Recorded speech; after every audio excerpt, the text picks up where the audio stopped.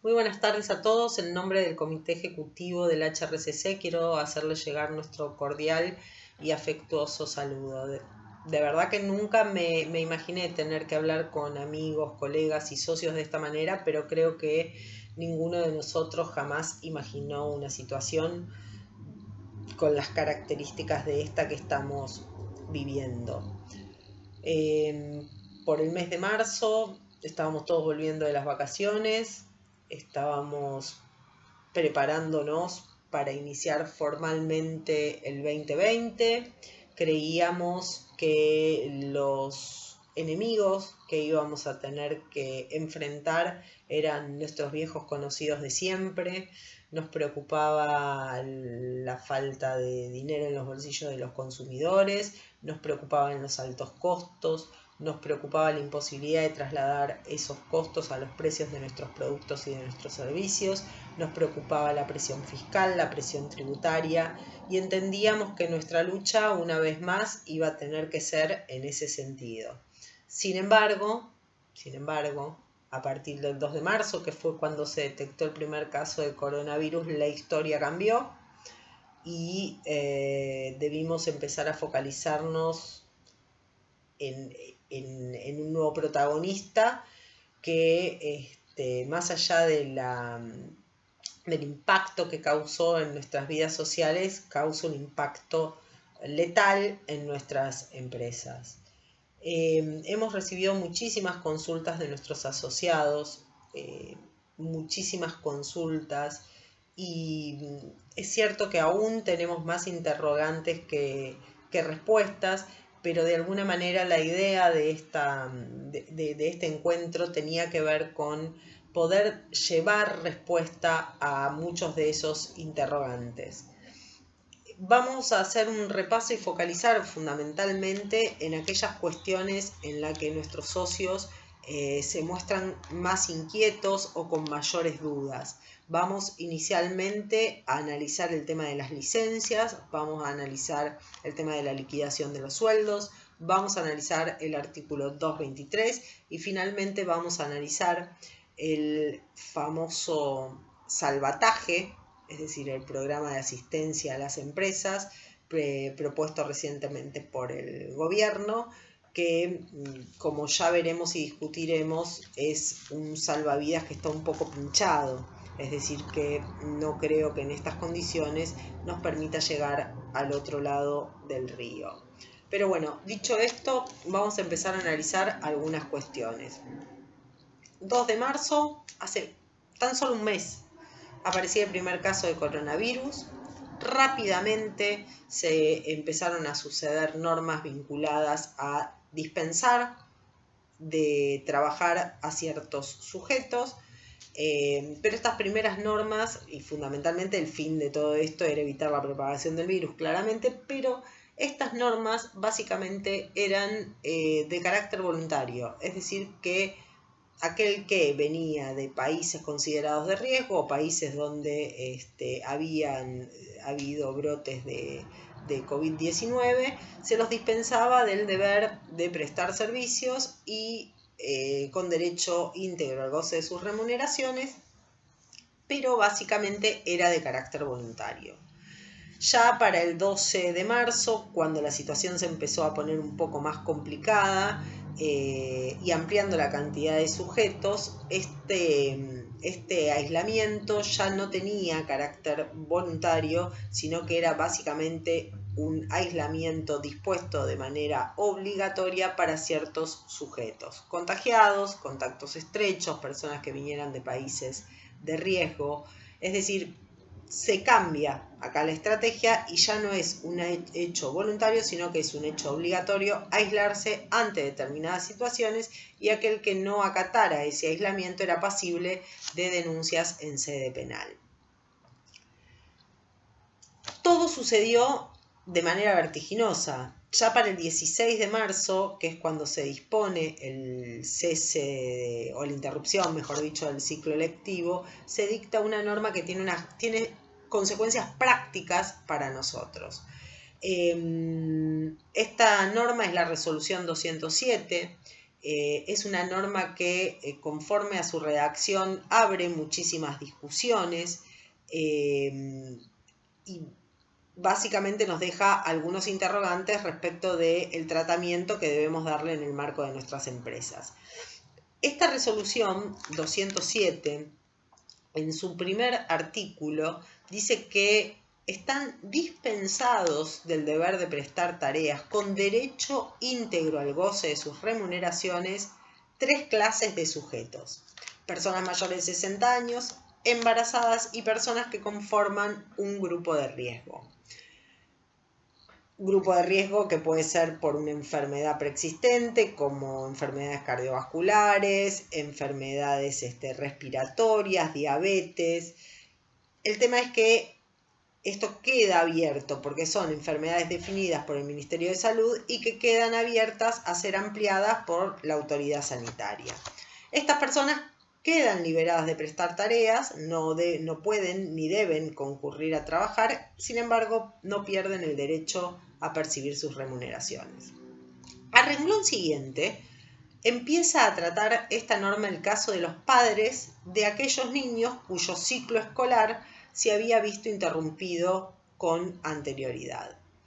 Y la norma dice claramente que estas personas primero deben denunciar esta situación ante su empleador, es decir, deben denunciar que su presencia resulta indispensable para el cuidado y asistencia de los niños o adolescentes que se encuentran en el hogar precisamente por la interrupción de clases.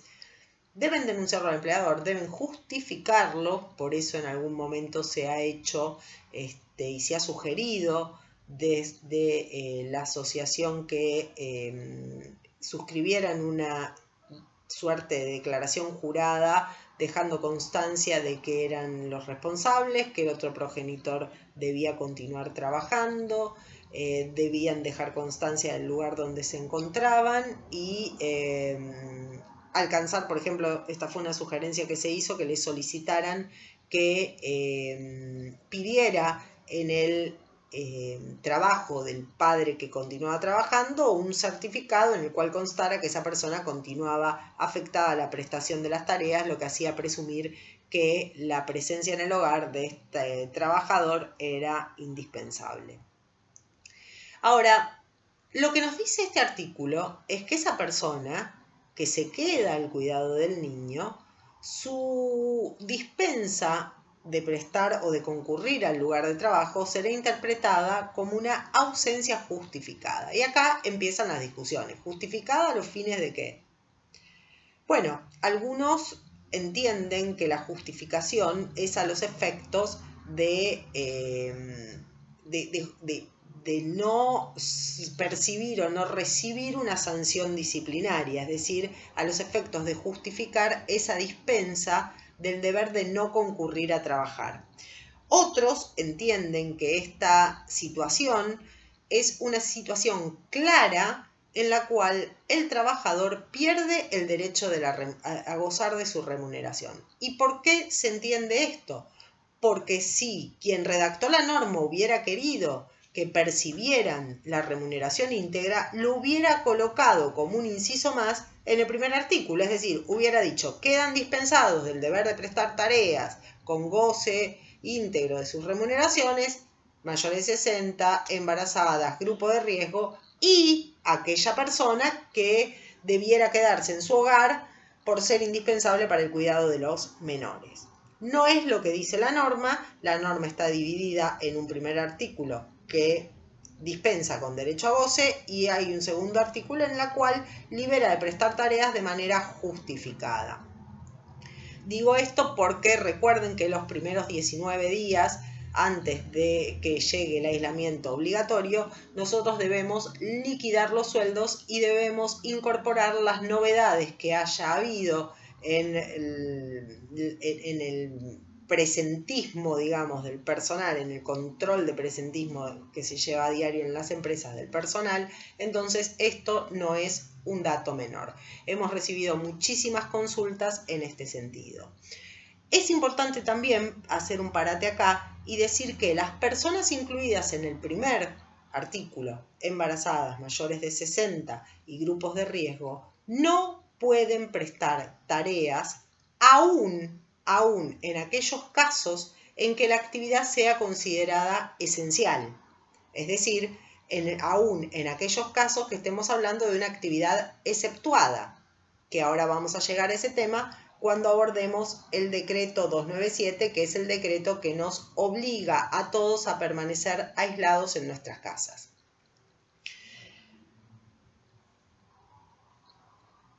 También nos dicen estas normas, hasta acá, que aquel que pueda trabajar desde la casa continúe haciéndolo. Recuerdo también que es importante que si hubiera personal desarrollando tareas desde su domicilio, es importante denunciar ante la ART que hayamos contratado que esa persona, que ese trabajador está prestando tareas en tal domicilio, que es el que corresponde, por supuesto, al lugar donde lo sorprendió la cuarentena, y a todo efecto, por lo menos a todo efecto de la ley de riesgo de trabajo, ese domicilio es considerado como lugar de trabajo. Esto lo digo a los efectos de que si se registrara algún accidente en el domicilio del trabajador, debe ser cubierto por la ART.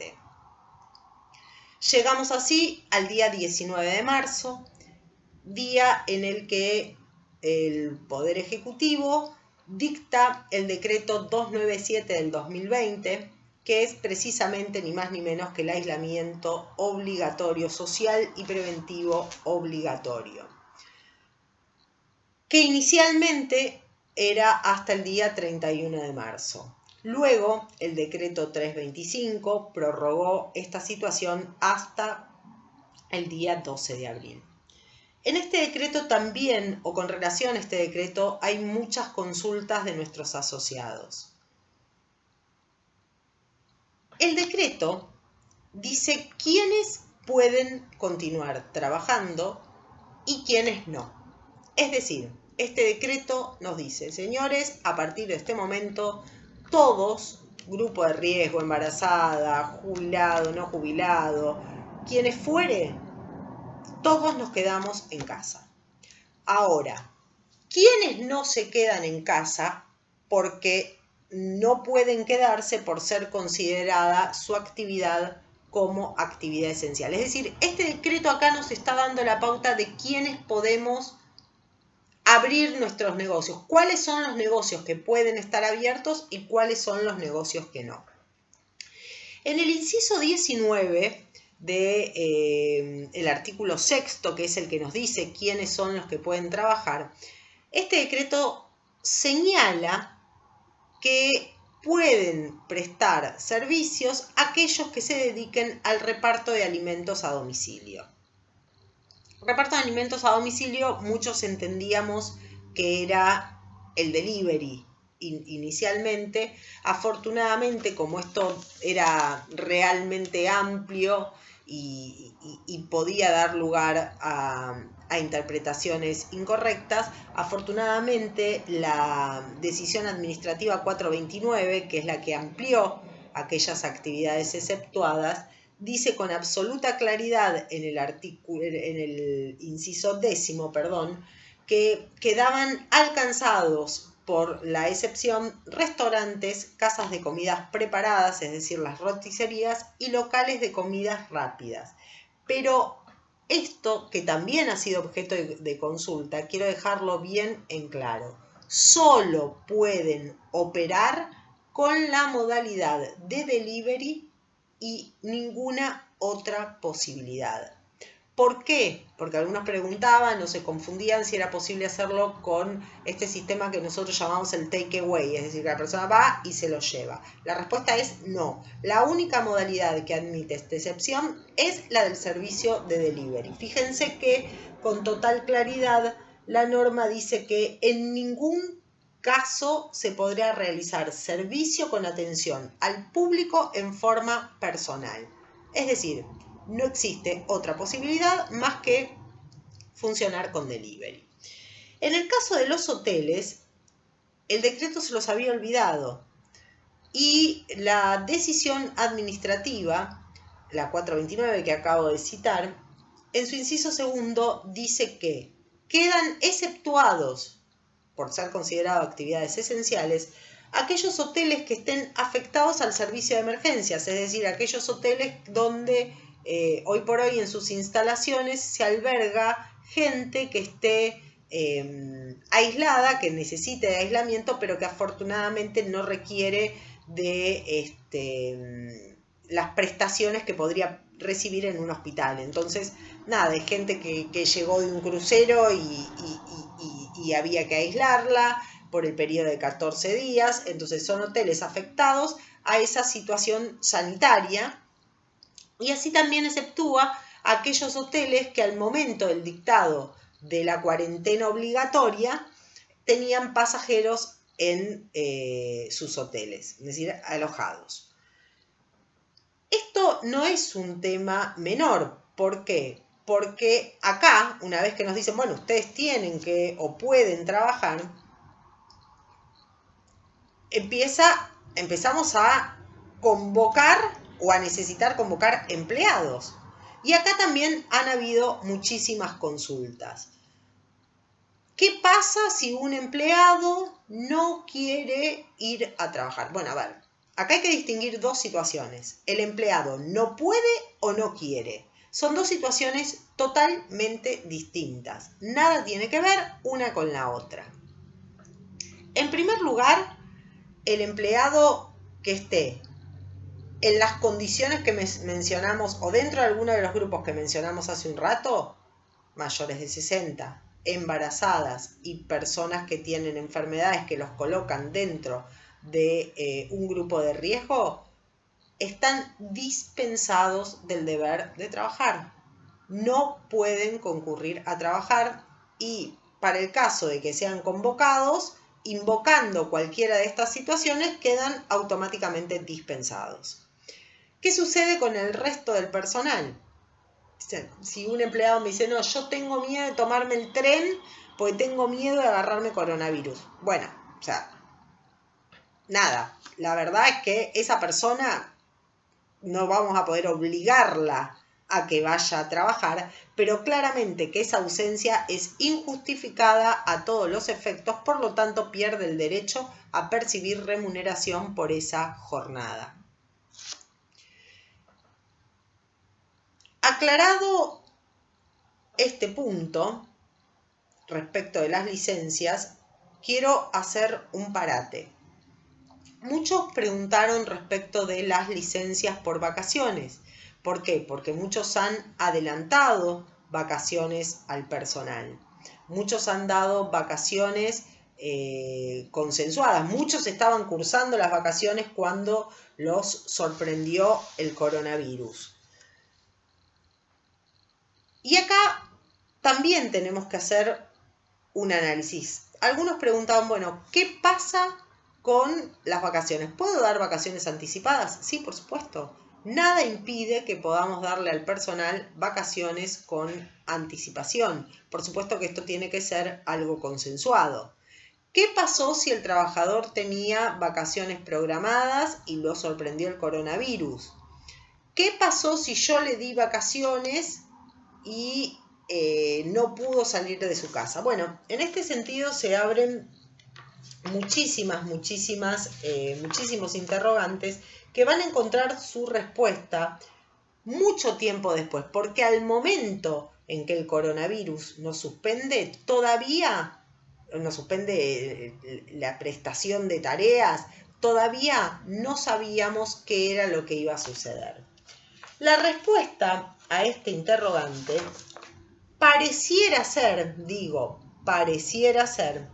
que la vamos a encontrar recién el 30 de marzo en la resolución 279, que quiero, si me permiten, voy a leerlo de manera literal, ha generado también muchísimas discusiones.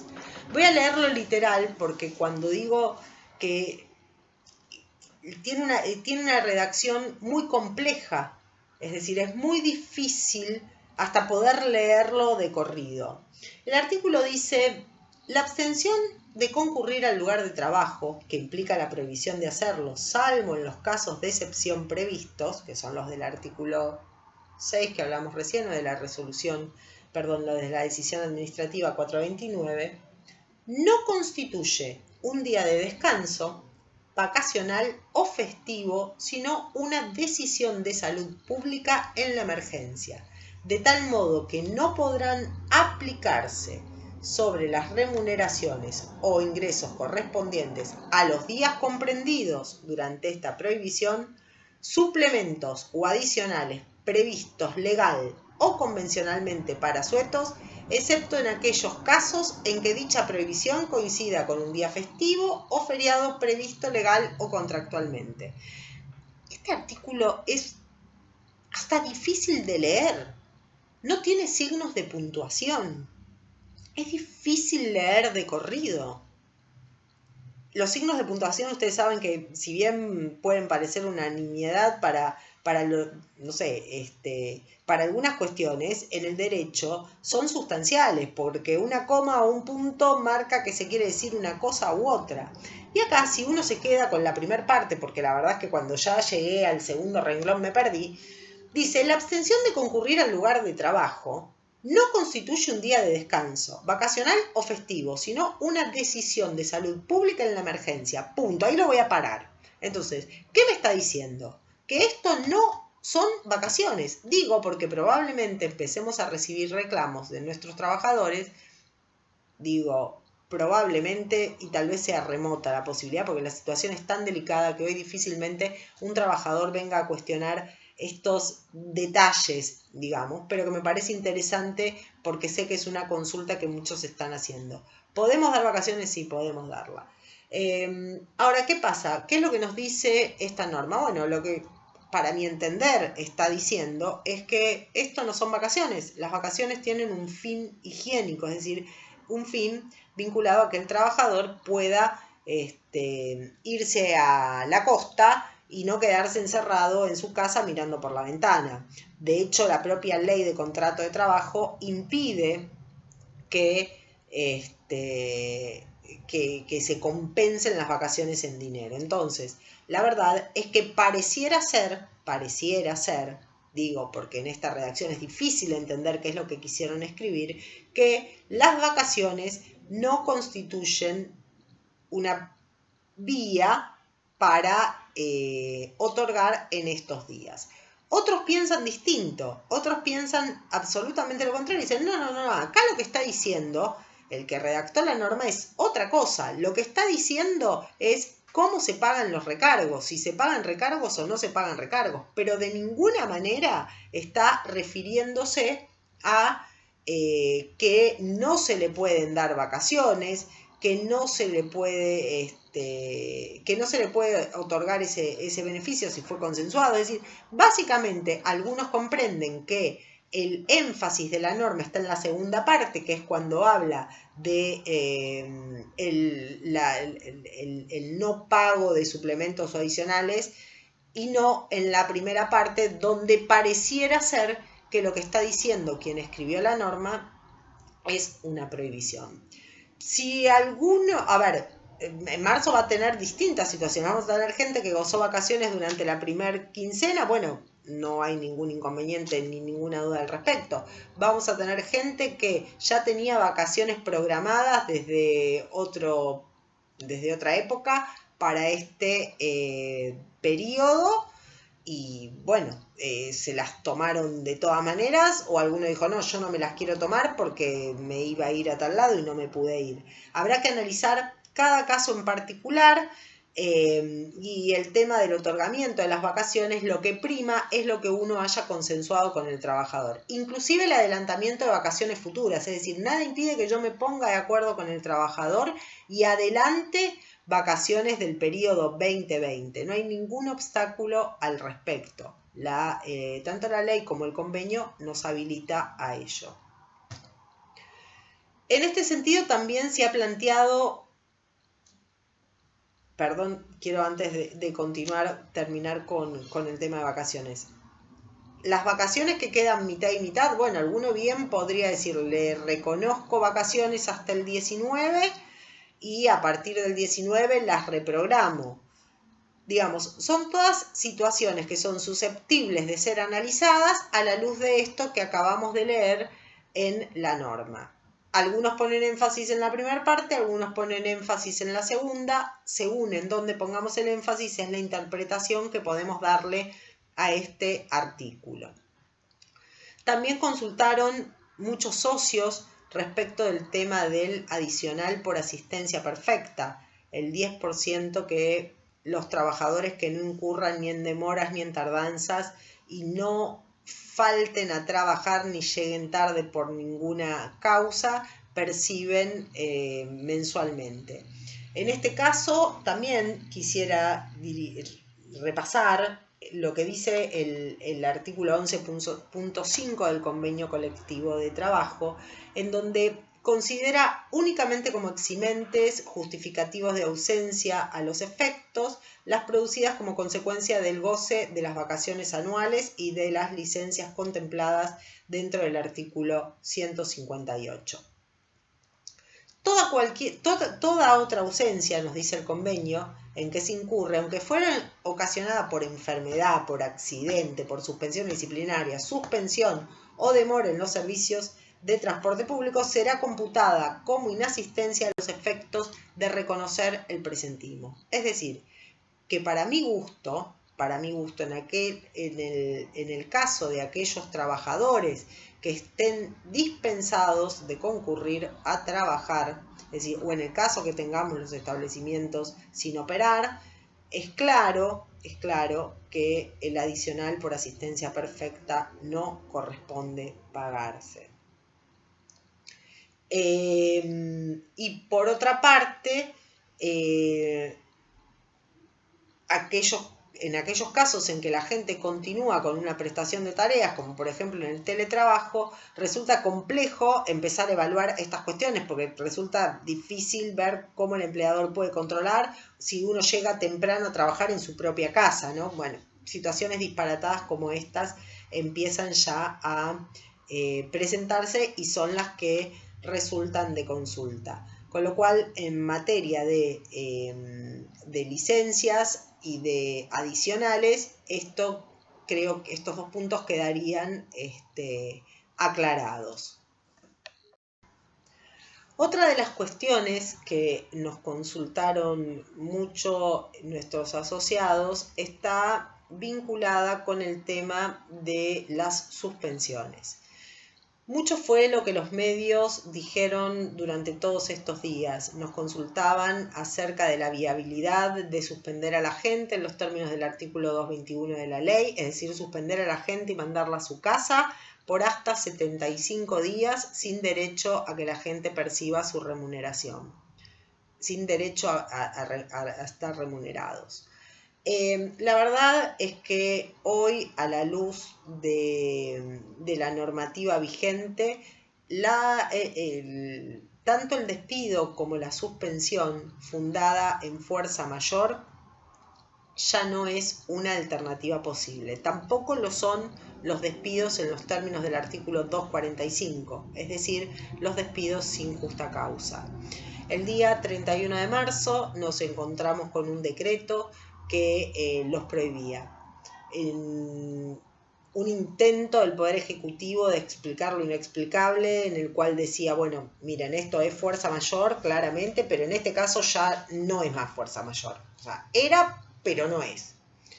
O sea que no lo puede usar, no puede suspender ni despedir a la gente. En los términos del artículo 246 tampoco puede hacerlo en los términos del artículo 245. Sorprende la maniobra porque uno podría entender que el Ejecutivo apunta a no afectar el empleo, es decir, a preservar la fuente de trabajo. Ahora, cierto es que la suspensión precisamente tiene ese espíritu, tratar de que la empresa pueda seguir subsistiendo, es decir, le da la posibilidad a la empresa de afrontar una crisis de tal envergadura durante un periodo determinado, preservando la fuente del trabajo del trabajador y suspendiendo el contrato de trabajo mientras dure la crisis, o por lo menos por el término de 75 días. Con lo cual, digamos, resultó llamativo esto, pero más allá de lo llamativo, ¿no? Es la realidad, es lo que hoy tenemos. En los considerandos de ese decreto, el Poder Ejecutivo decía, bueno, miren, la verdad es que, como recién les decía, esto es fuerza mayor, pero ya no lo es más. Nosotros ya les dimos a ustedes, empresarios, un montón de herramientas. Hablaba de los FOGAR y hablaba del programa de asistencia, que al momento en que se dictó este decreto todavía no era una norma. Dice, y ahora lo que tenemos que hacer es cuidar la fuente de trabajo de nuestros trabajadores. Deja abierto en este escenario las suspensiones del artículo 223 bis. ¿Qué es el artículo 223 bis? El artículo 223 bis es un artículo que está incorporado en la Ley de Contrato de Trabajo en el año 96 y que plantea lo que se denominan los salarios de suspensión. Para explicarlo de una manera un poco académica, pero muy coloquial, diría el trabajador se queda en la casa y se le tiran unos mangos. Es decir, el trabajador no trabaja y la empresa no le paga, pero lo que le da es un dinero que se lo denomina salario de suspensión.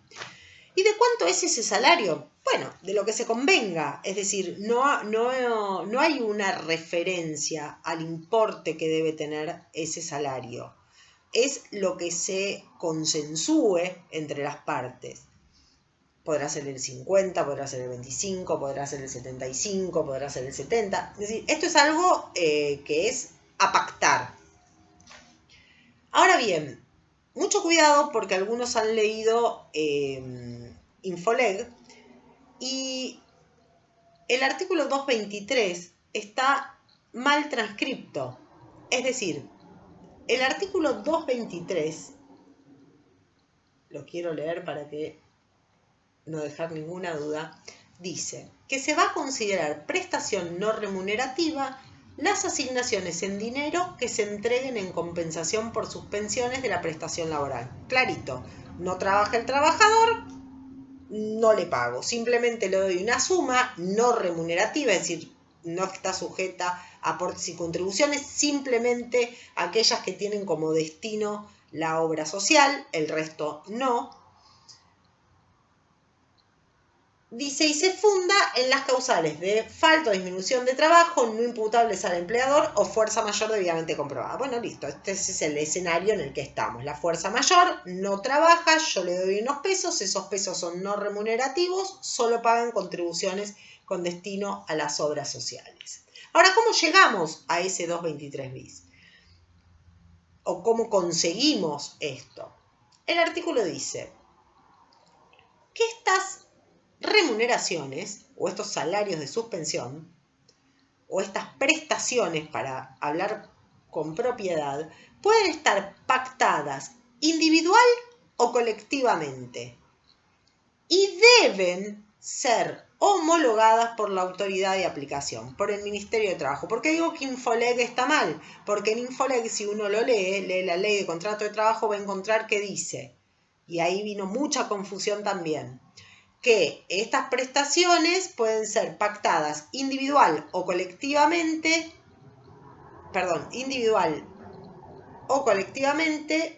u homologadas. Homologadas me está diciendo que yo puedo pactar individualmente o que puedo pactar colectivamente. Y deja la homologación en otra instancia. Acá lo que es claro es que el pacto sea individual, por empresa o colectivo, necesariamente se requiere de la homologación del Ministerio de Trabajo. Muchos dicen, el ministerio no funciona, está cerrado. Sí, es cierto, el ministerio está cerrado. Si uno va al ministerio no puede entrar. Ahora, el ministerio funciona a través de la ventanilla electrónica, es decir, que el proceso de homologación es un proceso que se puede solicitar habiendo mediado un acuerdo entre el trabajador y la empresa o entre las instituciones de manera colectiva. Es importante en este sentido varias cuestiones. Primero, ¿cuánto tiempo demora la homologación? No lo sé. También nosotros cuando FEGRA y UTGRA negocian sus convenios colectivos o sus pautas salariales, que ahora también me voy a referir a eso, cuando se negocian las pautas salariales, claramente los acuerdos se presentan en el Ministerio de Trabajo y a veces tenemos un acuerdo al que hemos llegado en mayo o junio y la homologación llega recién en septiembre. Eso no es obstáculo para que lo podamos aplicar supeditado al trámite homologatorio. ¿Por qué? Porque hay acuerdo de partes y porque la homologación está en curso. Aprovecho también esto para recordar que el día 27 de marzo la UTGRA y la FEGRA, es decir, la representación gremial empresaria y la representación gremial de los trabajadores, han llegado a un acuerdo en virtud del cual se comprometieron a retrotraer los efectos de la escala salarial al mes de febrero. Les recuerdo que a partir del mes de marzo, la suma no remunerativa que había alcanzado el total del porcentaje pactado en el periodo anterior se debía incorporar a los salarios básicos de convenio. Esto, por supuesto, tiene un impacto directo en los adicionales, es decir, replica sobre adicionales. Atento a esta situación y en el marco en el cual se producía este incremento, las partes se han puesto de acuerdo para retrotraer la escala salarial a la misma que teníamos durante el mes de febrero. Este acuerdo suscripto por las partes tiene su trámite en ventanilla electrónica y más allá de que no esté homologado, claramente que puede ser aplicado por los empresarios para la liquidación del mes de marzo. Vuelvo al tema del 223 bis, hecho este comentario, porque muchos preguntan, bueno, ¿y cómo llega un 223 bis? ¿Cómo se hace un 223 bis? Bueno, esto es cuestión de ponerse de acuerdo, de consensuar acuerdos con los trabajadores de manera individual, con el sindicato a nivel colectivo y presentar la homologación. Es necesario iniciar el trámite porque recuerden que cuando se liquidan las cargas sociales, también hay que denunciar ante la AFIP el pago de aquellos importes que sean no remunerativos, es decir, debemos explicarle al Estado por qué estamos pagando una suma que queda exenta de aportes y contribuciones. En este marco, el Departamento de Políticas Laborales y Sociales de la FEGRA se encuentra trabajando para que durante el curso del mes de abril logremos consensuar con el gremio algún tipo de acuerdo que nos permita que las sumas que se paguen mientras dure esta situación, mientras dure la imposibilidad de tener los comercios abiertos, pueda ser considerada una suma no remunerativa en los términos del 223 bis.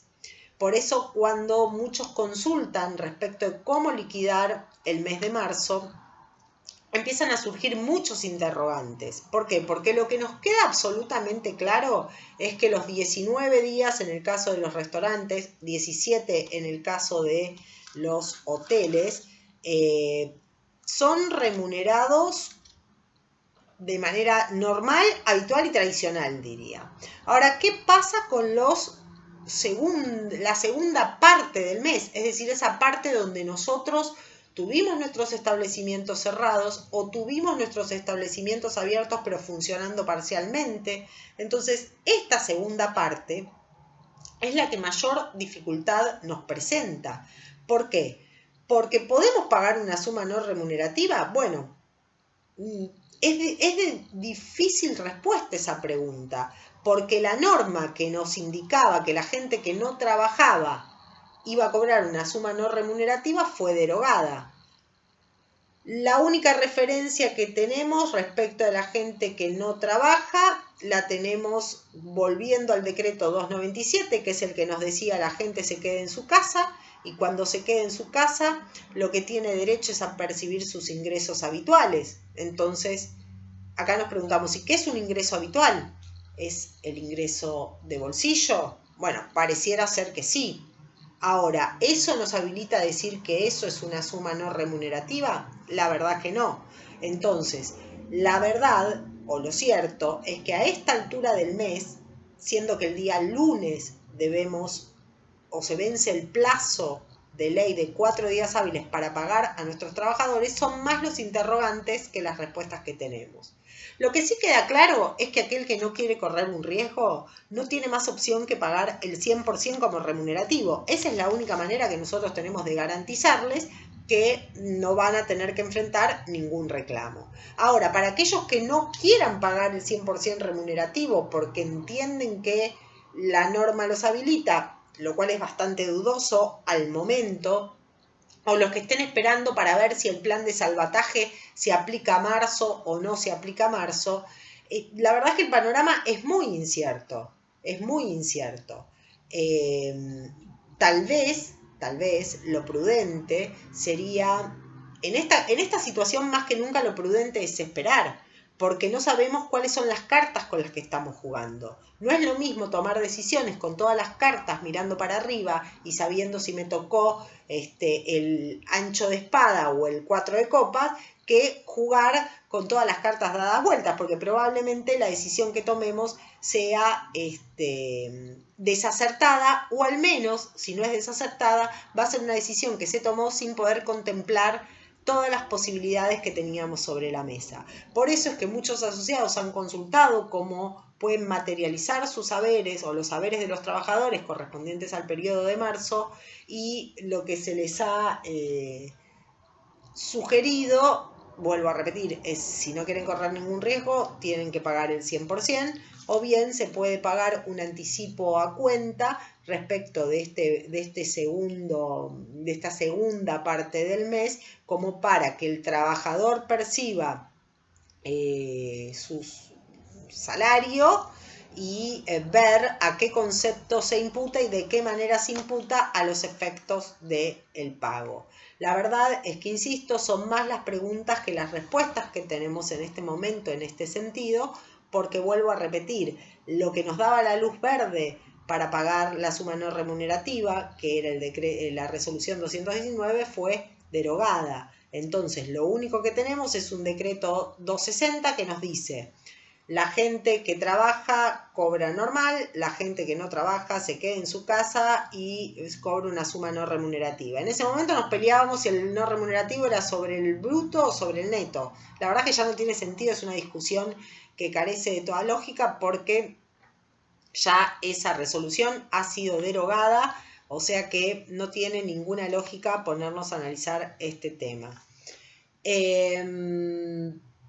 Y cuando nos dice que tiene derecho a percibir sus ingresos habituales, nos dice, bueno, el ministerio va a reglamentar, pero lo cierto es que al momento la reglamentación venía por vía del 219, el 219 fue derogado por la resolución 279 y la resolución 279 nada dice respecto de cómo se tiene que pagar. Entonces la verdad es que entramos en una materia de interpretación que puede dar lugar a cuanta variable se nos ocurra. Sí, insisto, ser cuidadosos, porque hay algunas cuestiones donde cuando nosotros hablamos de sumas no remunerativas, estamos hablando, no se olviden, de tener que, al momento de ingresar en el sistema de AFIP, denunciar la causa por la cual no se está abonando aportes y contribuciones por esa suma.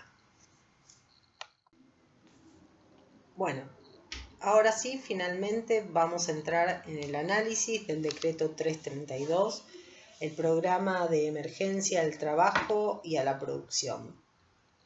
Este decreto, que nos ilusionaba tanto a todos porque pensábamos que ahí podíamos encontrar el verdadero salvataje o salvavidas que nos permitiera llegar del otro lado del río, es un decreto que está pendiente de reglamentar en muchos artículos que son de vital importancia para comprender o para terminar de comprender el funcionamiento de todo el sistema que aquí se está pergeñando. No obstante la falta de reglamentación de todos esos artículos, estoy en condiciones de afirmar que las posibilidades que ofrece distan mucho de ser las que necesitamos. El decreto trabaja en dos sentidos. El decreto nos habla, por un lado, de las contribuciones patronales y por otro lado nos habla de la asistencia financiera para cubrir los salarios de los trabajadores.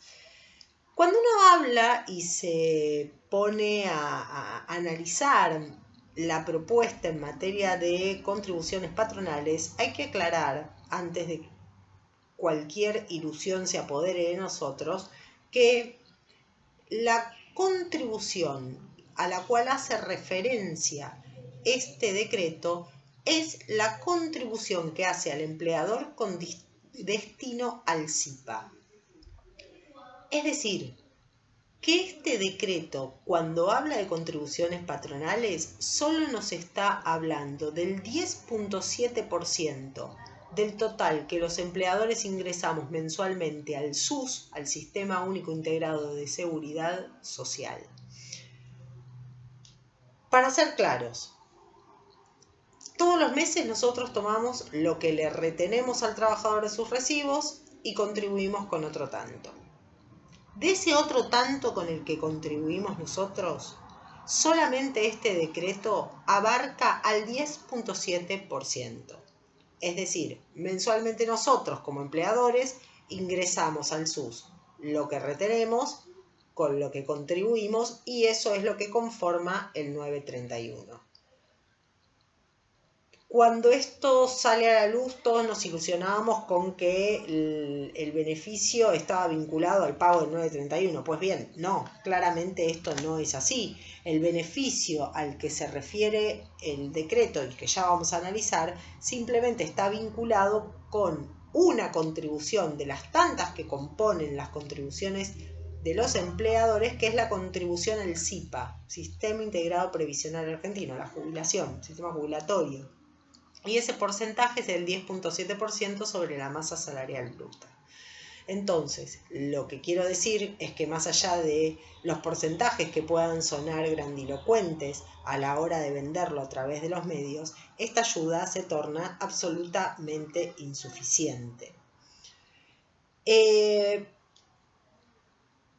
¿Quiénes son los que pueden acceder a este beneficio? Bueno, dice: las empresas que se vean afectadas en determinadas zonas geográficas, o sea, en el primer inciso lo vincula a una situación geográfica y con alguna situación particular que estén atravesando las empresas en virtud de su emplazamiento.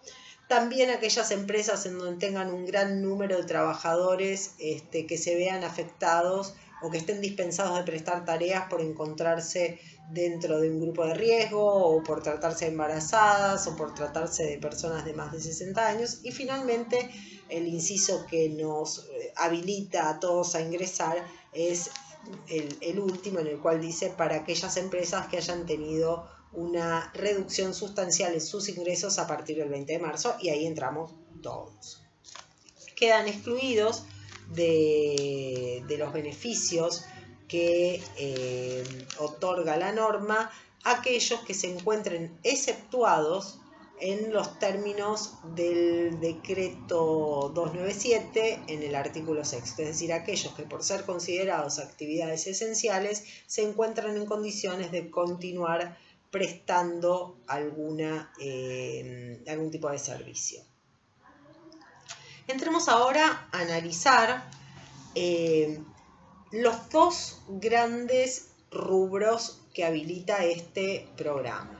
Decíamos que por un lado teníamos contribuciones patronales. Bueno, pues bien, contribuciones patronales, insisto, estamos hablando del 10% de las contribuciones con destino al sistema integrado previsional. Y acá plantea dos posibilidades de beneficios que aún no me queda claro si es que hay que pedirlos o alguien me los va a dar y quién va a elegir si es uno u otro, porque lo que sí es claro es que es excluyente, o es uno o es otro. Entonces, hasta acá lo que tenemos es que uno de los beneficios es la reducción de hasta el 95% de las contribuciones patronales con destino al SIPA Y el otro de los beneficios es una reducción o postdatamiento de las contribuciones patronales con destino al SIPA por los periodos de vengados marzo y abril 2020. Cuando uno dice hasta el 95%, se pregunta, bueno, ¿de qué depende ese hasta 95%? Un 2% es un hasta 95%, un 10%, un 20%, un 30%, un 50% es hasta 95%. ¿De qué depende? Bueno, pues bien, eso está pendiente de reglamentar. Pero aún en el mejor de los escenarios y en la mejor de las hipótesis, suponiendo que nos otorgaran o accediéramos a ese 95%, vuelvo a reiterar, ya a riesgo de ser molesta en la reiteración, que ese porcentaje es tan solo sobre el 10.7% de las contribuciones patronales.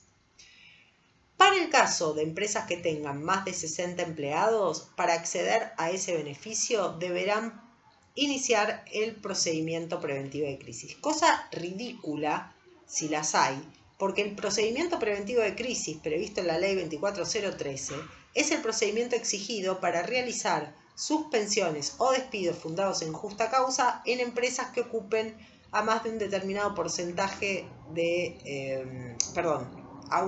cuando uno quiera suspender o despedir empleados por fuerza mayor en más del 15% de empresas de menos de 400 empleados, y así se van dando una serie de hipótesis. En definitiva, el procedimiento preventivo de crisis para lo único que sirve es para acceder a institutos de la ley que hoy no están vigentes, no existen. Es decir, como yo no puedo despedir o como yo no puedo suspender, fundado en fuerza mayor, el procedimiento preventivo de crisis termina siendo un sinsentido, salvo para pedir la contribución o la reducción de la contribución con destino al SIPA.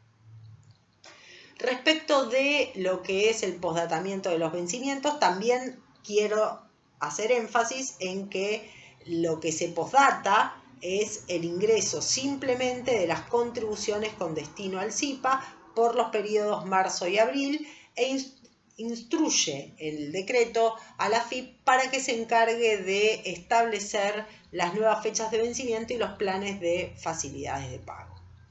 Es decir, en materia de contribuciones patronales tenemos estas dos posibilidades.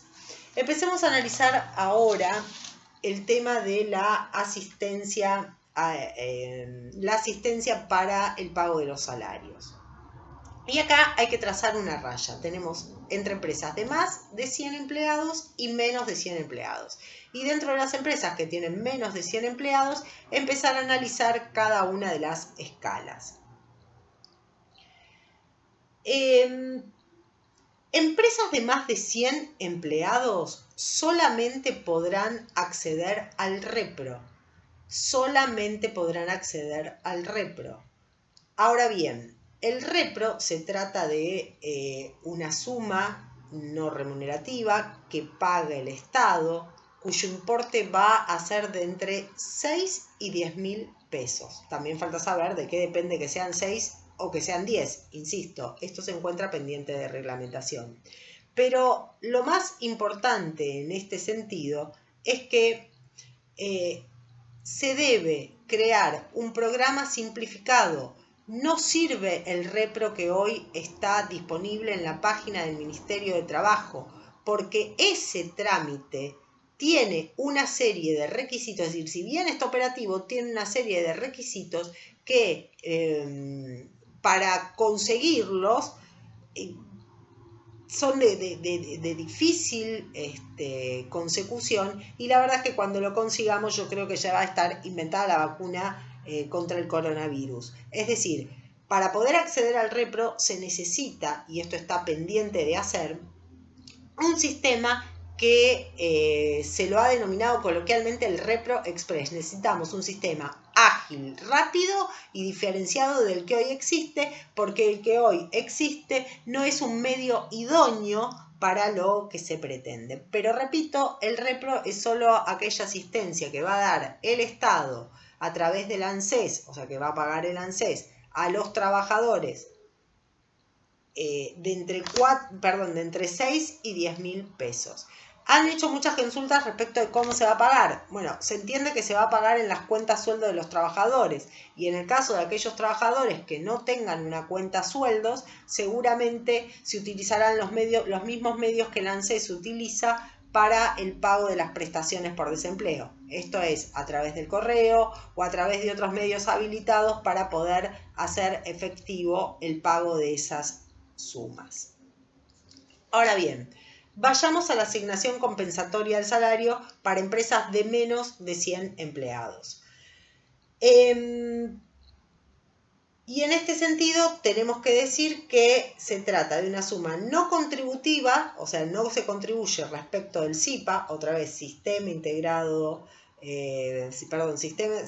Previsional Argentino, y quien paga es el Estado a través de la ANSES. Se establecen distintos rangos. Tenemos empresas que tienen entre 0 y 25 trabajadores. En ese caso, la asistencia del Estado será de hasta un salario mínimo vital y móvil. El decreto dice el 100% del salario bruto con un tope en salario mínimo vital y móvil. Como para poner un ejemplo fácil, sería si tenemos un trabajador que gana 20.000 pesos, por asistencia recibe 16.875, que es el salario mínimo vital y móvil hoy vigente. El saldo lo debe integrar el empleador y ese saldo es remunerativo a todos los efectos. El siguiente grupo de empresas se integra por aquellas que tienen entre 26 y 60 empleados. Y aquí también reitero el decreto, será una suma, es decir, el 100% del salario bruto y hasta el 75% del salario mínimo vital y móvil vigente, que eso hoy sería 12.656 pesos. La dinámica sería la misma: en un trabajador de 20.000 pesos, 12.656 la integra el Estado, el saldo lo debe integrar el empleador. Y el último grupo lo integran las empresas de entre 60 y 100 empleados, en cuyo caso también se abonará el 100% de un salario bruto con un tope en el 50% del salario mínimo vital y móvil, siendo en este caso la suma de 8.437 pesos. Estas sumas, que son sumas remunerativas, están sujetas al pago de todos los aportes, o a la retención, mejor dicho, de todos los aportes con destino a la seguridad social. Esto es Obra Social, Ley 19.032 y SIPA. ¿Qué nos dice el decreto? Si hubiera o si se suspende la prestación de tareas, que es el caso claramente, el monto de esa prestación se va a seguir dando. Es decir, ante la suspensión, cuando no hay prestación de tareas, el monto se va a seguir otorgando, pero va a tener una reducción del 25%. Es decir, en el primer grupo tenemos que hacer 16.875 menos el 25%. En el segundo grupo, que eran 12.656, menos el 25%. Y en el tercer grupo vamos a tener que hacer 8.437 menos el 25%. Es decir, me van a continuar dando, para el caso de suspensión de la prestación, ese importe, pero reducido en un 25%, y permite que esa suma se aplique como parte de la asignación que se entrega como salario de suspensión. Algo de lo que hablamos hace un ratito, es decir, como parte de ese 223 bis. Es decir, voy a poder aplicar esa suma a los salarios de suspensión, recordando siempre que los salarios de suspensión llevan contribuciones con destino a la obra social.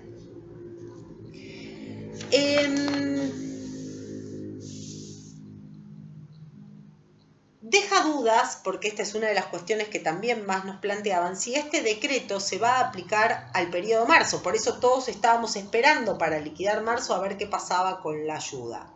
Y acá tengo que diferenciar dos cosas. Una cosa es la expresión de deseo y otra cosa es lo que la norma dice. La norma no dice nada respecto de estas asignaciones. No dice nada, no dice a partir de cuándo se van a pagar. Pero tenemos algunos indicios. En varios tramos de la ley se habla de distintos periodos. Por ejemplo, en uno de sus artículos finales dice que el presente decreto se aplicará a los resultados económicos del periodo comprendido entre el 20 de marzo y el 30 de abril. ¿A qué se refiere con que este decreto será aplicado con relación a esos resultados económicos? No queda claro. Es decir, se computará la falta habrá querido decir que la reducción tenía que ser del 20 al 30, pero para eso ya en los artículos de arriba, si no me equivoco en el primero, ya nos decía que había una reducción sustancial de las ventas por ese periodo. Pareciera ser que esto nos abre la puerta a decir, bueno, ok, esto podría ser retroactivo a marzo. También es cierto que cuando nos habla del postdatamiento de las contribuciones patronales con destino al CIPA, también hace referencia a los periodos marzo y abril, lo que refuerza la ilusión de pensar que tal vez esta ayuda pudiera ser para el mes de marzo. Ahora bien, cierto es que el decreto claramente dice que va a entrar en vigencia a partir de su publicación en el boletín oficial, es decir, esto es a partir del 1 de abril. Con lo cual nos hace pensar que difícilmente la ayuda pueda ser retroactiva. Digo esto porque esta será una de las tantas cuestiones pendientes de reglamentar y es una de las tantas cuestiones que nosotros estamos esperando ansiosamente para poder terminar de liquidar nuestros periodos o el periodo de marzo. Y en muchos casos dependemos de esa ayuda, necesitamos de esa ayuda para poder completar ese importe y que nuestros trabajadores puedan recibir sus salarios correspondientes al mes de marzo. A lo largo de este video he intentado dar respuesta a las muchas preguntas que hemos recibido de nuestros asociados. En algunos casos, como el que acabo de plantear recién, son muchos los interrogantes que todavía quedan por responder. Estamos necesitando que nos lleguen no los dichos, no lo que plantean los políticos en los medios, sino que necesitamos que se sienten y escriban las normas para saber a qué es lo que debemos atenernos. Les decía cuando empezábamos esta charla que nuestras empresas venían de muchos años de afrontar dificultades y que tenían en los términos médicos, porque hoy todos somos médicos, abogados, un poco también infectólogos, y aprendimos a utilizar algunos términos y nuestras empresas tienen otros factores de comorbilidad. El cierre de nuestros establecimientos o el funcionamiento parcial de nuestros establecimientos hacen que nuestras empresas queden al filo de la muerte y necesitamos respiradores. Y los respiradores son ahora. Y este plan de salvataje de ninguna manera constituye un respirador. Y si lo es un respirador que no da aire. Entonces, lo que nosotros estamos necesitando es que se reglamente la norma y que se prevean otras medidas. Muchos de nuestros socios también nos han hablado de la dificultad para acceder a los préstamos o a los créditos al 24%. Hemos hecho llegar a las autoridades los correspondientes audios para denunciar esta situación, porque claramente de no tener acceso al crédito, de no tener el socorro del Estado, de no tener una ayuda a tiempo, lamentablemente el esfuerzo y el trabajo nuestro y de quienes nos precedieron se va a ver seriamente comprometido. Desde mi lugar personal les agradezco a todos todas las preguntas que nos han hecho llegar.